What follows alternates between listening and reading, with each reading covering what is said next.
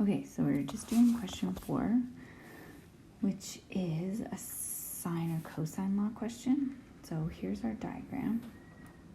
And most people probably drew it like this, although there is a potential because we're given an angle and two sides, and the angle is not in between the side.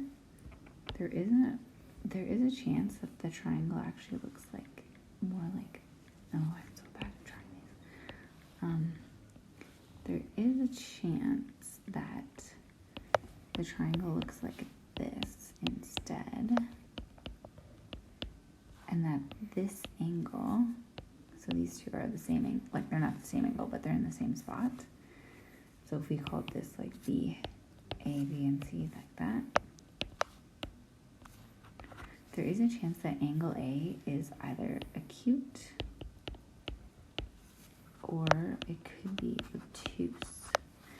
And the reason we don't know is because the sine law, on your calculator when you use it, the sine law just gives you the answer that's closest to 0, but there could actually be an angle that's a bigger angle, like greater than 90 degrees, that still works for the same triangle. So it's just like a limitation of your calculator that you can't really get the answer right away, or you don't really know like a definite answer if somebody doesn't draw the triangle for you. Like I didn't draw it in question 4 on the quiz, I just gave you the words. Okay, so you actually may have two possible choices. So if we're going to do the sine law, let's try to find angle A. So we know that we have this is one complete ratio, and then this is a partially completed one. So if I was going to solve for sine A, I would do sine A over 15 equals sine 37 over 10. And then if I wanted to isolate sine A, I could just multiply both sides by 15. So then I know sine A equals all of that stuff.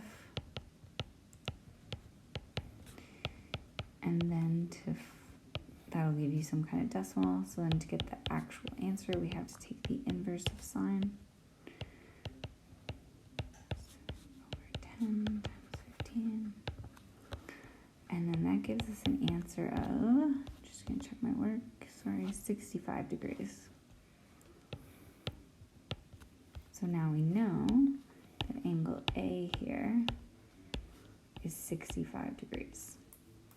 Well, we think it is, but there's another possible answer, and that is, technically,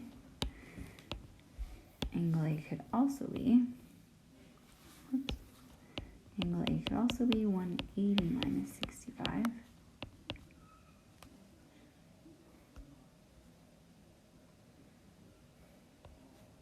Which is 115. So this angle could also be 115 degrees.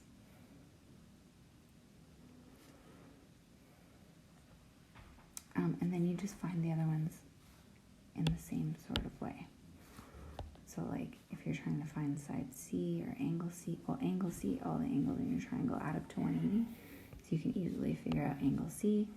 And then to find side C, you're just going to use angle C and then one of your ratios, like 10 over sine 37, and you're going to solve it the same way I did the other one.